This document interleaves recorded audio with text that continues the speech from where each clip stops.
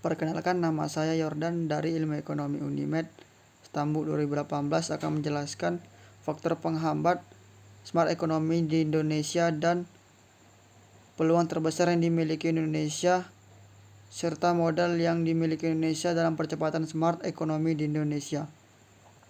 Pertama, faktor yang menghambat smart ekonomi di Indonesia itu biaya. Biaya yang dimiliki Indonesia belum bisa mengembangkan smart ekonomi di Indonesia. Yang kedua itu kemauan pemerintah dalam mengembangkan konsep smart ekonomi di Indonesia masih minim. Padahal faktor ini harus ada karena apalagi zaman seperti sekarang ini sudah mulai memasuki era digital dan mulai mengadopsi teknologi di segala aktivitasnya.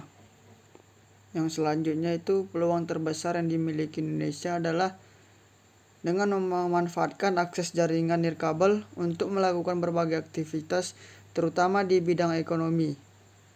Dan modal yang dimiliki Indonesia itu jaringan internet yang sudah mulai memadai dan teknologi-teknologi yang mulai masuk ke Indonesia itu sudah canggih. Selanjutnya masuk ke pertanyaan kedua, apa ide utama yang dikemukakan oleh penulis dalam hal pengelolaan sampah untuk sebuah kota yang berorientasi pada smart city? Ide utama yang dikemukakan oleh penulis yaitu ekonomi di kota pintar dari perspektif pengelolaan sampah dapat dipertimbangkan dari berbagai sudut. Yang pertama, warga rumah dan bisnis dapat memperoleh manfaat dari jadwal pengumpulan sampah yang lebih efektif, dengan konsekuensi berkurangnya kunjungan ke tempat pengumpulan sampah di luar waktu pengumpulan yang dijadwalkan. Kedua, keuangan yang tersedia untuk Dewan Kota dapat memperoleh manfaat dari penggunaan rute yang lebih hemat biaya untuk pengumpulan sampah di sekitar kota dan dampak lingkungan positif selanjutnya dari CO2 pengurangan emisi.